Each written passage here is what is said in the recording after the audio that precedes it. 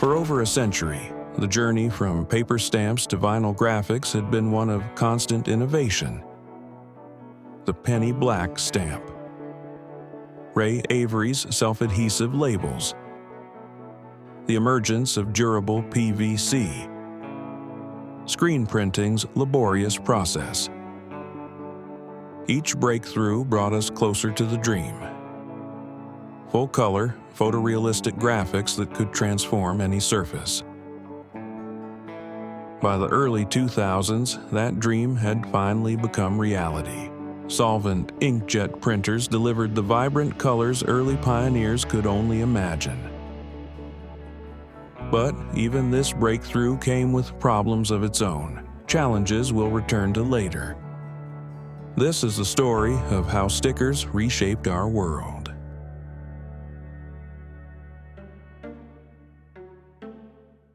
Long before Solvent, installers had already been fighting another battle. The vinyl itself, thick, brittle, and brutally aggressive, these early films gave installers no second chances. It was full contact. You get one shot. You know, you had to have it in the right spot. You know, you couldn't stick a corner down and line it up and move that corner because that corner was stuck. If you pulled it up, it would just break off. That was it. Your vinyl was done. And I didn't even know where it came from at the time. So I would be very nervous with vinyl because I didn't know how to get replacement panels or more pieces. I just took what I got. And I was out in the sun one day with my buddy and we were putting it up and a piece fell over and hit my lip and I pulled it off and pulled all the skin off my lip. That's how aggressive this stuff was. I was bleeding all over the place and you could see my little smile on the back of the vinyl. It was so aggressive, it was terrible. With no training, no manuals, and no installer communities to lean on, trial and error was the only way forward. Sometimes that meant painful mistakes. So when I first tried, I tried a little water. That didn't work out real well for me. And then some guy told me to use Windex. And I was like, okay, I'll try that. It's nice and slippery. You know, Windex sounds like a great idea. You know, it sounded perfect. My mom's got it in her cabinet, so I squirted some on and the first one worked. You know, I'd say it worked, it stayed on. And then the second one, I got it on there. Second time I did one with Windex, I lined it up. I said, man, this stuff's a dream. It just slides around. I put it on, you know, and I let the guy leave, and he called me about an hour later, and all the graphics had blown off his truck going down the road. And then later I found out, you know, ammonia doesn't really mix with adhesive very well, and not such a good idea. So I learned quick that, you know, wet app, I just put it aside and decided I'd find better ways to dry apply. Installers were left to invent their own techniques until the materials themselves finally began to change. For the first time, manufacturers began engineering films that gave installers a second chance. 3M introduced Controltac, an adhesive system designed not to grab instantly, but to let you slide in position before committing. I found out about it in the early 80s was the original Controltac. It's not CV1 or anything like that. It was a different material altogether. I think it was basically Scotch cow. The way he explained it to me was it was basically a Scotch cow vinyl with tiny glass beads just kind of sprinkled on the back. And I'm sure it was some kind of better system than that, but that's how he was told to me. And when you put it on, you could still slide it around just a little bit. And that was the first time I could actually start lining stuff up really straight. And you could just slide the vinyl just a little bit. If you pushed down, it stuck. But in order for it to lock down, you had to use a really hard squeegee really hard because it had to either push those glass beads into the adhesive or kind of break them. And then it stuck really hard. It was permanent at that point. Controltac made alignment possible, but bubbles were still the enemy. Early vinyls were thick, gummy, and brutally unforgiving. The material of the adhesive was flat, and it was super thick and super gummy. A lot of the times it was just like loaded with solvents. It was extremely hard to wrap. When I worked that first year, it was always 2 or 3 people just holding every panel off the surface, and even then you'd still get like 100 bubbles. When I went off on my own, it was literally just sheer manpower, just trying to just get it on the car and just not get bubbles. It was so tacky, it's either game on or game over. The solution came not from the vinyl itself, but from the liner, the backing paper most people throw away. By embossing microscopic patterns into the liner, the adhesive took on a new structure. Air could escape as you squeegeed instead of getting trapped beneath the film. If you consider you have a plate of glass and you put it on top of another glass, it would stick immediately. It would have this glass plate effect, we call it, yeah? So you would not get it apart. As soon as one surface is a little bit rougher, it's no problem at all. And that's somehow what we do with our AG and AH liner. We give the adhesive a certain roughness that it does not stick immediately. And we have these channels that the air can escape. With a squeegee, you can squeeze the air out. So in very simple words, it's a rough surface with having some channels. Before that, installation was a specialist's job. With immediate tack and no air release, even the best installers were left battling bubbles one pinprick at a time. So it was quite tricky, and only specialized people could really do it with a lot of skills and experience, because you had an immediate tack and you had no air egress functionality. And when you remember, they had a small needle, and if you have a bubble in the car, you stick with a needle to get rid of the bubble. That's all done, because it was dangerous, because water could entrap. And when the introduction of these first structured liners with air egress functionality came, it got much easier with the air escape. It was just a revolution. Like it was just like, holy crap, I can wrap a hood by myself. I get a bubble, I press it away. I could easily just move the material. My install time just dropped in half. I remember salespeople coming up to me and like, oh, you're out of a job. It's gonna be that easy. Anyone can wrap a car now. And it was actually the complete opposite. I had more work than I ever had before. It was my income doubled, my install time dropped in half. It was fantastic, it was awesome. So first period sucked, but to be honest with you, it was like, I was, again, very fortunate, because the material was so hard to put on that you had to come up with very good techniques about holding the material off the surface. So in a way, I have that stored in the back of my head. So anytime I'm in a situation where I get overly tacky film, if I didn't have that, early days, I couldn't easily jump in. As soon as the material's tacky, I know what to do. I think if you started today and got a tacky film, you're dead in the water, because I don't think there's any way to really figure that out quickly other than just redoing panels. I've already redone enough panels that I don't have to do that. So yeah, it's basically like training with weights, and then you take the weights off, you're flying. So I feel like I have that going for me. It increased competition because there were more people able to put it on. At that time, it felt like there was just very few people could put it on without bubbles. And now everybody's just pushing bubbles out with their fingers. They had huge, massive air egress channels. And it was, I would say the two biggest things was the Controltac and then the air egress. Those are the two biggest jumps in the vinyl itself. And then later, tools, tools became a big thing, ways to install vinyl. The first Controltac films used glass bead adhesive to give installers their first taste of repositionability. Later generations refined the idea, while liners themselves learned to do the same job. No beads needed. By engineering micro-textures directly into the liner surface, manufacturers could give films slidability and air release in one step. If you consider our surface has these ridges, and in between the ridges there is the flat, in the former days was a flat surface, which would give a flat adhesive surface. Then you would have an immediate tack. Now in these days, between the ridges, you have a rough surface. And when you coat the adhesive onto our liner surface, onto the pattern, the adhesive is getting a lot of small peaks. Yeah?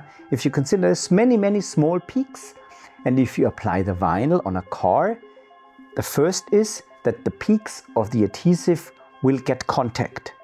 And imagine if you only have a small surface area in contact, you have less tack compared to a huge big surface area. So that's pretty simple, let's say. And there is the tack points a little bit wider or smaller. And if you squeeze then the surface, if you apply a lot of pressure, the adhesive flattens out, and then it's not visible at all. When we introduced this liner with air egress functionality and repositionability, so then it got easier for installers. There were more installers.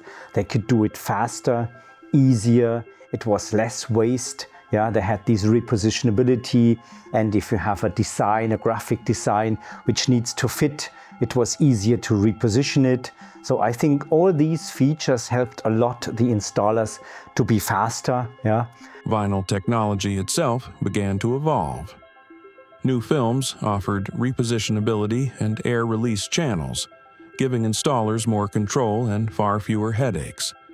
Suddenly, complex graphics could be installed faster, with less waste, and by more people than ever before. But while the materials were evolving, printing introduced a whole new set of challenges.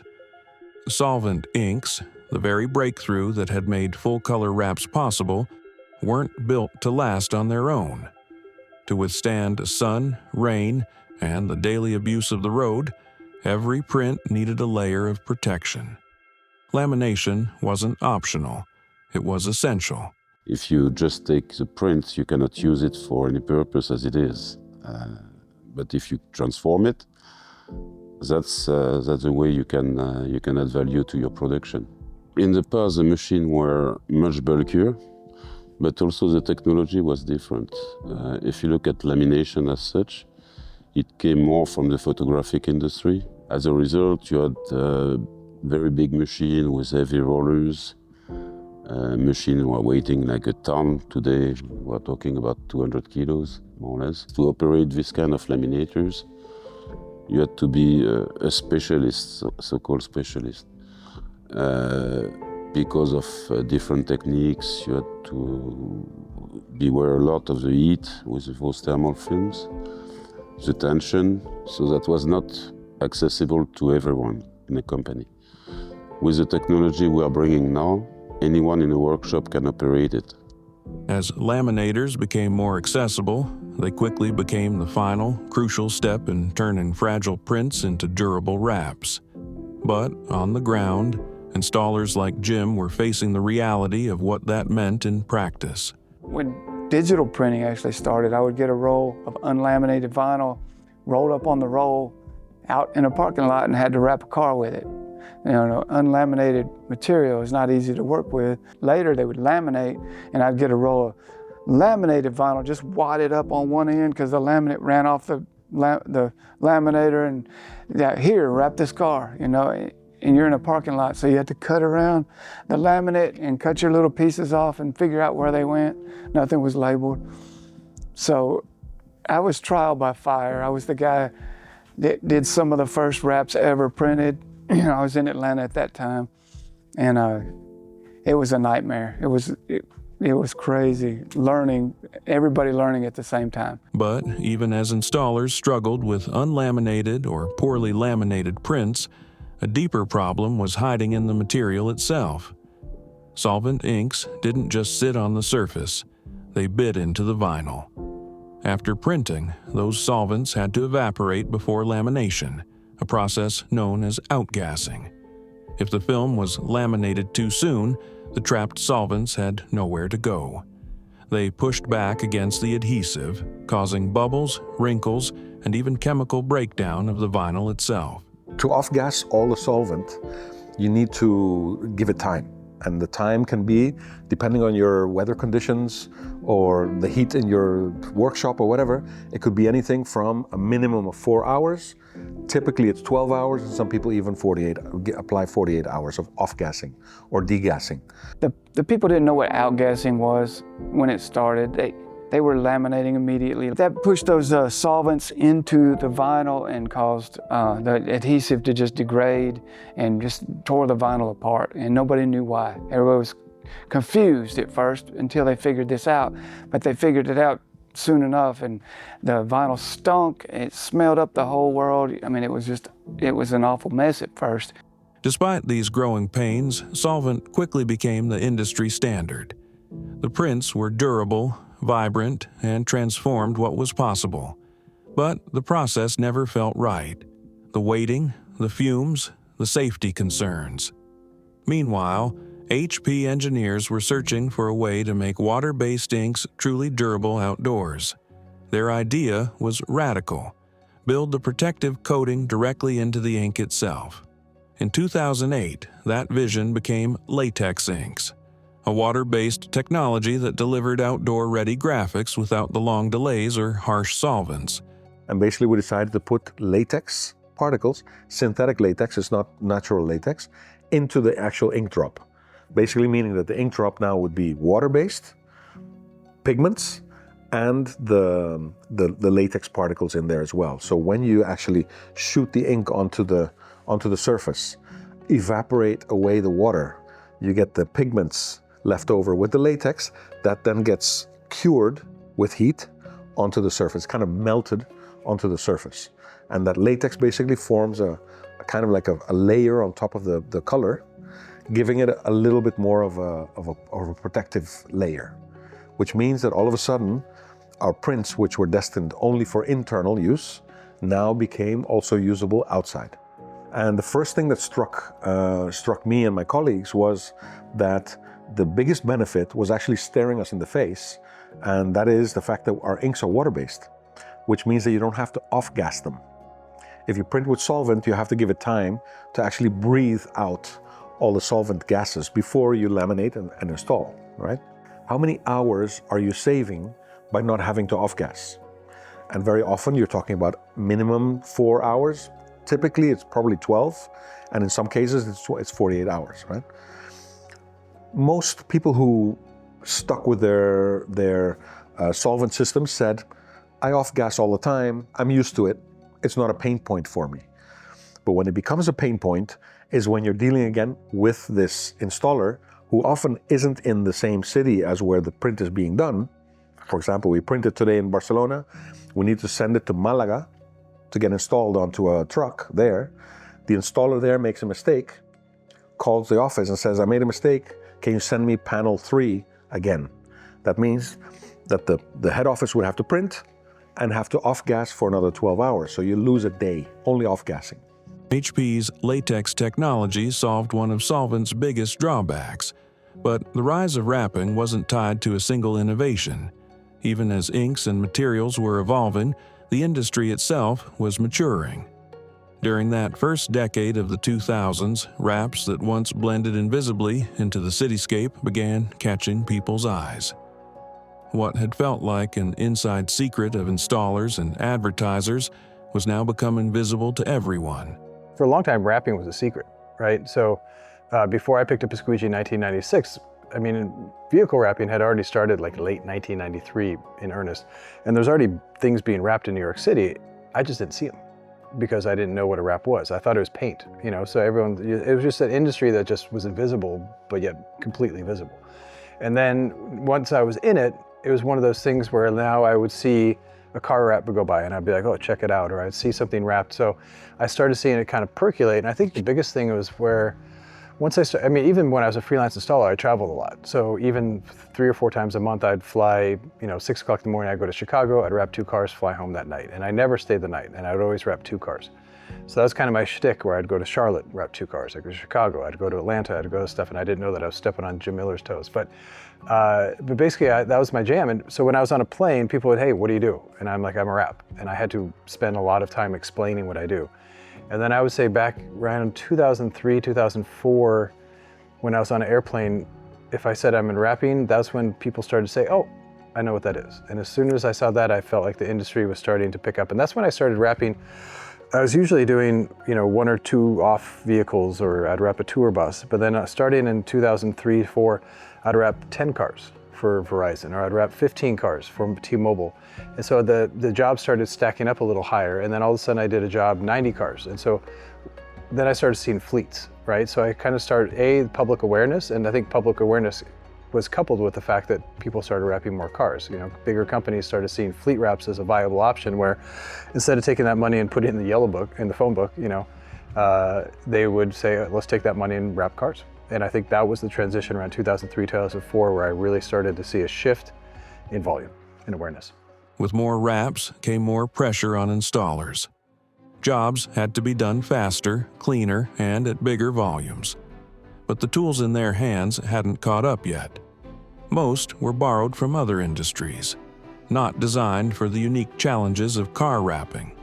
Look, people always work with what you give them.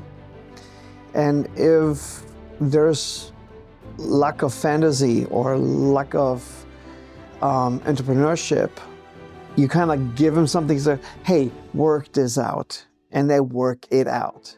So, and this is, I think this is how the first squeegee was like not invented. It was just there for a different purpose, and someone told them, here, you can use this for your application. Okay, and that it became industrial standard, not re-asking, well, is a 4-inch squeegee really the right size to put a big, huge, large vinyl on it? Well, but that's the only thing I have. So it is absolutely cool that we not just focus on vinyl, we focus on the application and how to make this better, and that's how the modern tools got developed. As the industry scaled, those stopgap tools weren't enough. Installers needed speed, precision, and above all, efficiency. That's where Yellotools came in. My first tool was really because I was lazy. You know, I was really lazy and tired of putting a rubber band around a roll of vinyl to keep it away from rolling up, or using a piece of masking tape, putting on top of it and peel it off and peel it back on. If you have to change colors, let's say 40, 50 times a day, it get really annoying if you really have to pull this up. So I just, for myself, I made me that clip to put around the vinyl to hold it, and so I just pull it off, boom, boom. It was all about speed and efficiency and laziness, to be honest with you. And yeah, that I think that changed the entire industry in using clips instead of anything else. What began as one man's shortcut grew into a movement. A single clip, designed to save a few seconds, became the seed of an entire company, one that would rethink every tool in the installer's kit. From squeegees to magnets to cutting systems, Yellotools built a culture where ideas didn't just come from the top down, but from the installers themselves. And in doing so, they turned everyday frustrations into innovations that reshaped how wraps were installed worldwide. This is the most amazing part of Yellotools. We got ideas from installers around the world. People call us almost every day about, hey, Michael, I have an issue here. This kind of my work, I don't like that much. Can you help me with this? Or even better, hey, I found something really cool in application. What do you think about this? So every time you see a little logo on my product saying DBS, it stands for Designed by a Sign Maker. So mostly we also name the product after the guy who invented it. It's the most amazing community I live in. It's open source if you want so, and I am very happy and grateful to be able to deliver these demands and fulfill some wishes in here. As the industry grew, everything was moving forward at once. Films became easier to apply, laminators more accessible, and specialized tools like Yellotools made everyday tasks less frustrating. But there was still one big problem. Installers were figuring things out on their own. There were no textbooks, no standardized methods, no training programs, just trial and error, and often a lot of wasted vinyl. What the industry needed wasn't just better materials and tools, but knowledge. A way to share techniques, avoid costly mistakes, and raise the standard across the board. And that's where Justin Pate's story begins. one thing that's kind of nice, and I think it's a good lesson for a lot of people, is I think so many people are looking out at what other people are doing and trying to change what they're doing to fit what other people are doing. And I'm lucky, when I started wrapping in 1996, and even up until 2003, 2004, there was no internet really. There's to speak of. There was no YouTube. There's no Wrap Society or Wrap Institute or whatever. So I was just doing what I was doing, and I didn't know whether I was right or wrong. And I just found a groove, and I enjoyed myself at the end of the day. I loved what I was doing, but I didn't know if it was better or worse than anyone else there. I just kind of started to sense from my clients who were hiring me, they're like, "You're faster than anyone else out there," or you're super reliable, and everyone else is kind of like hit or miss, and we liked working with you because you're nice and you problem solve and you're creative. And so that's when I kind of knew I had something. And so right when I started doing that, I met my wife in 2004, late 2004, 2005, and her father was a school teacher and her mom was a teacher as well. And so she just says, "You have an aptitude for teaching." And at the same time, I had a client who said, "I don't know what you're doing, but I give the same job to you in New York and same job to someone in Miami.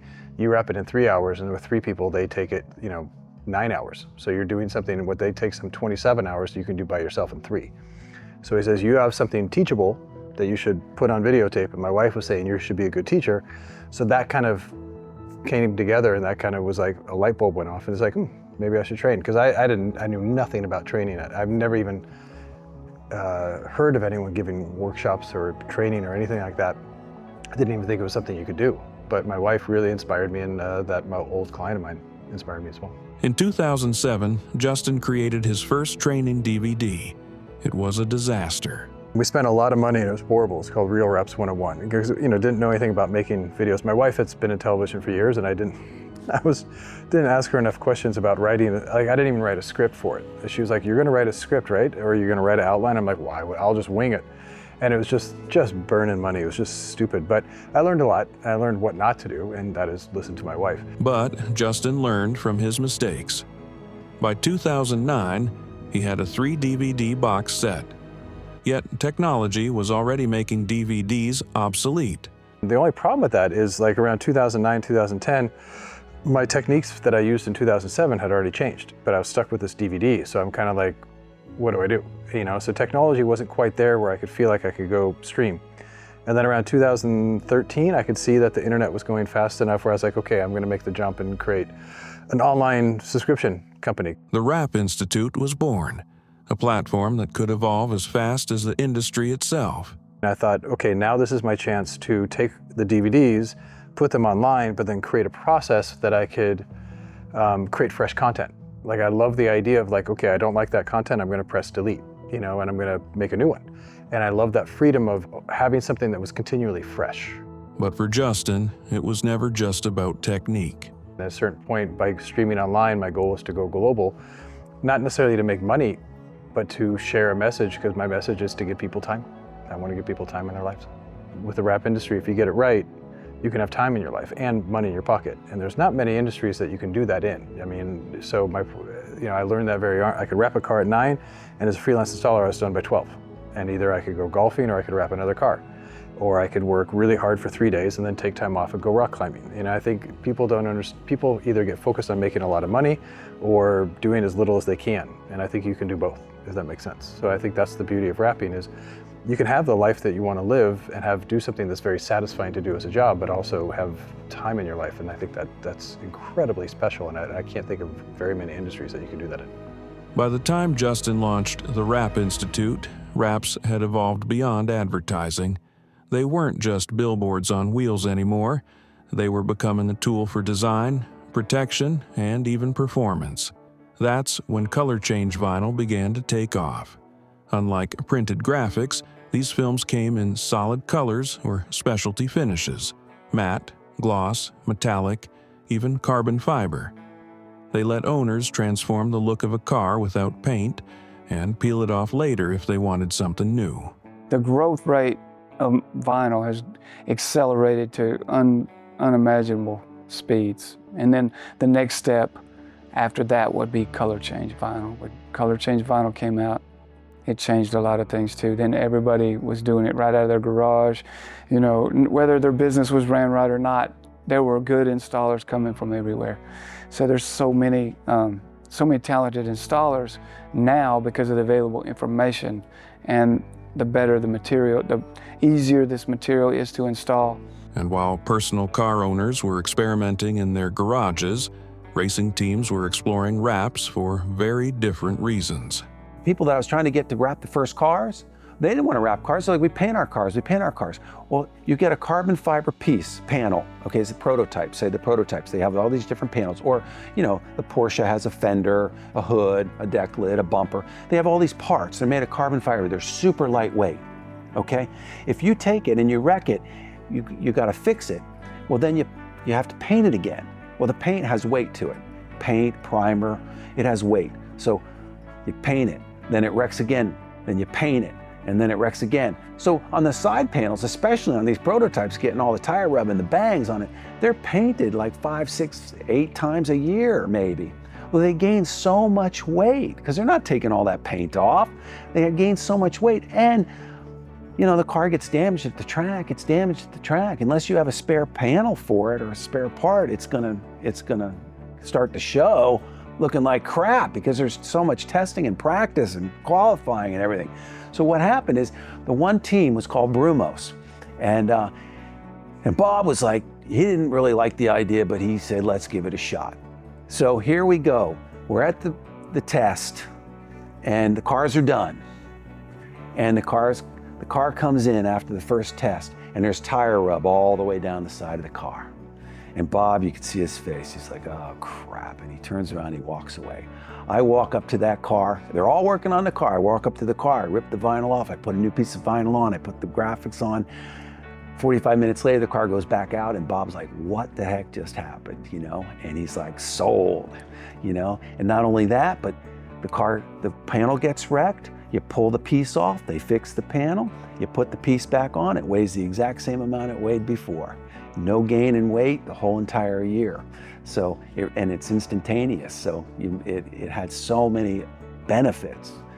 You know, it held the parts together when they wrecked, so you could keep the parts together so they could be fixed. It was super lightweight.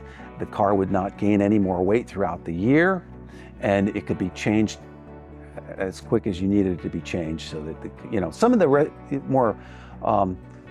teams had a lot of spare parts. You know, Porsche had 3 complete sets for each car, but a lot of teams didn't. They couldn't afford it. So I was very, very busy during race week.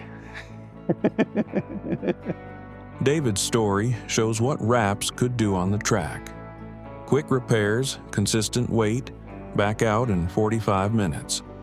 But once wraps moved beyond graphics into full color changes and premium finishes, another question emerged. How do you protect that surface so it keeps looking and performing like day one? The search for protection didn't begin in the wrap industry at all. In fact, it started in space, where satellites needed coatings tough enough to withstand extremes of heat, cold, and radiation. Satellites orbit around the Earth, and they face the sun, or they face the other side of the Earth, which is absolutely dark. And those changes happen in minutes, and you can reach temperatures of 400 degrees Celsius or minus 400 degrees Celsius in minutes.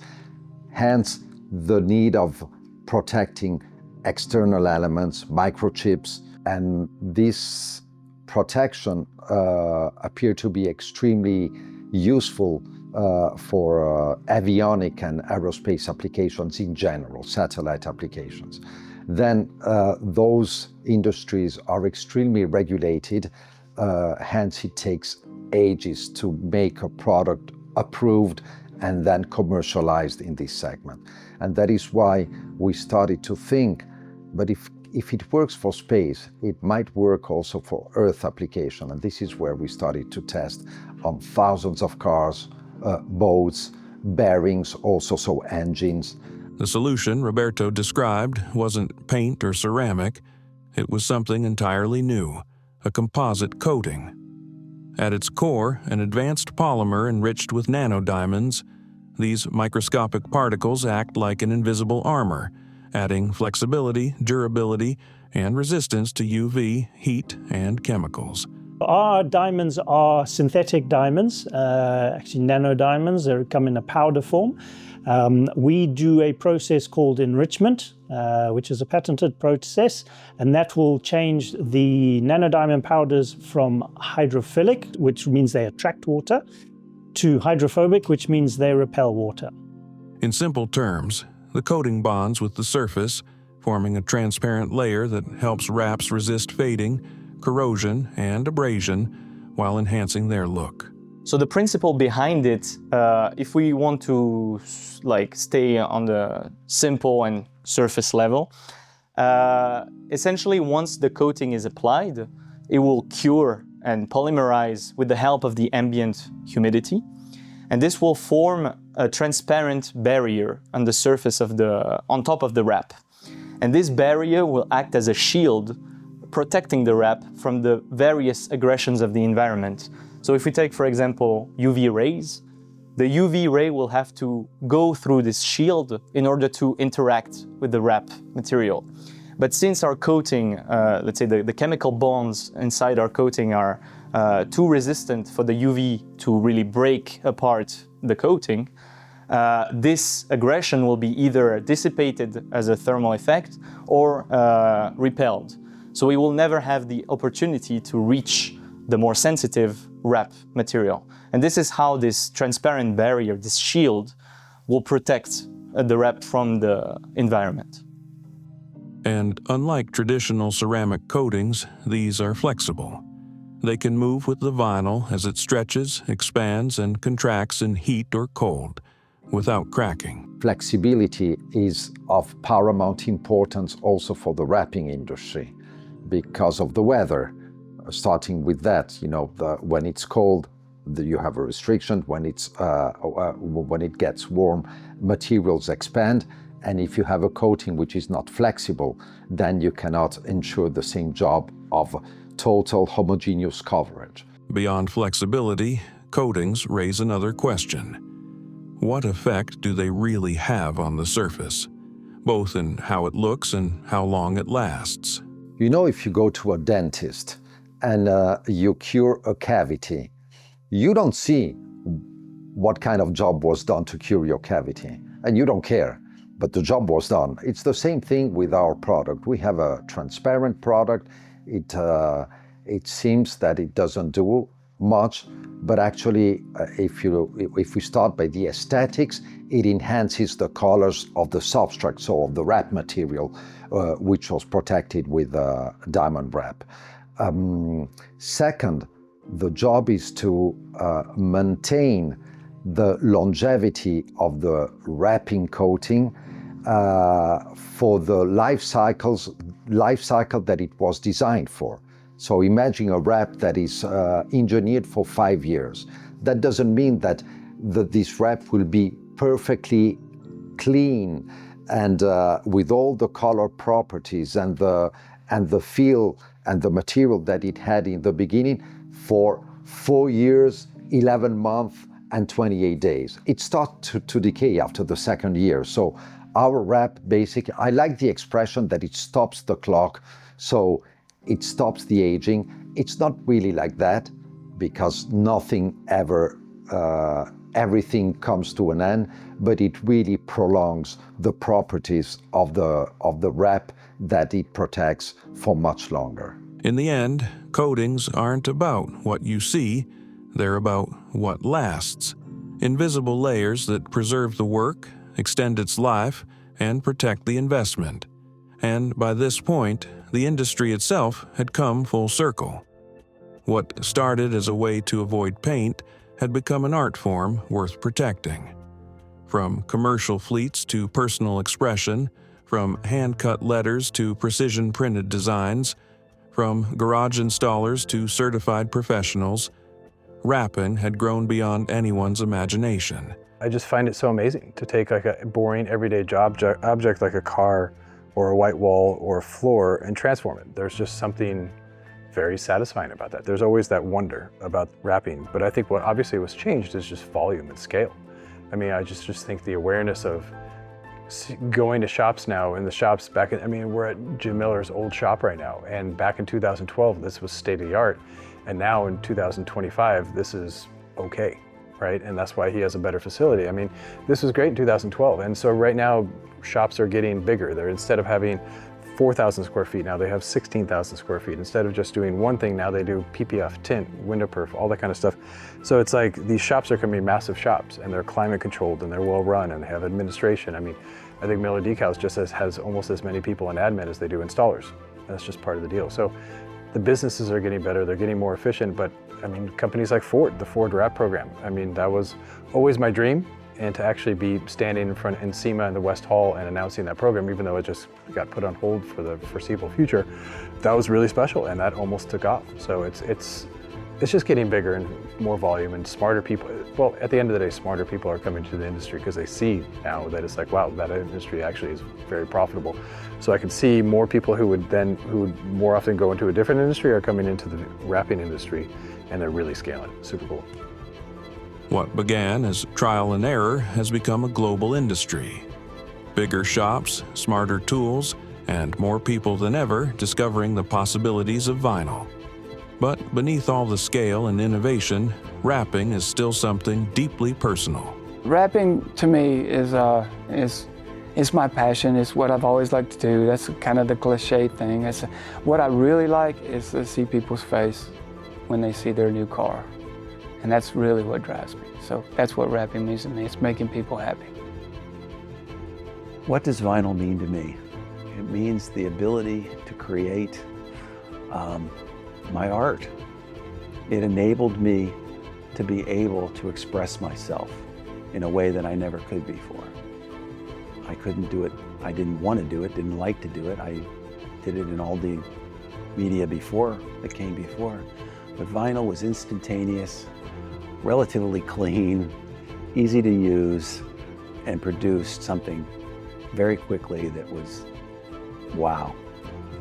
So I would say that to me, that's vinyl. Never stop learning.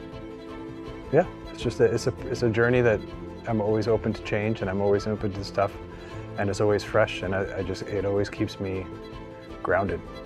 I always feel like I'm not better than anyone else. I'm not worse than anyone else. As long as I have that attitude, I'm kind of growing, and I like to work with like-minded people, and it's just a beautiful thing. So I just never stop learning.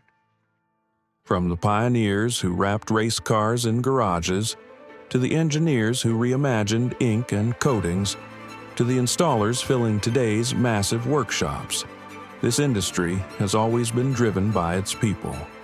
Their creativity, persistence, and passion turned simple sheets of vinyl into something far greater. What began as stickers became an art form, a business, and a global community. This is how stickers reshaped our world. But the transformation has only just begun.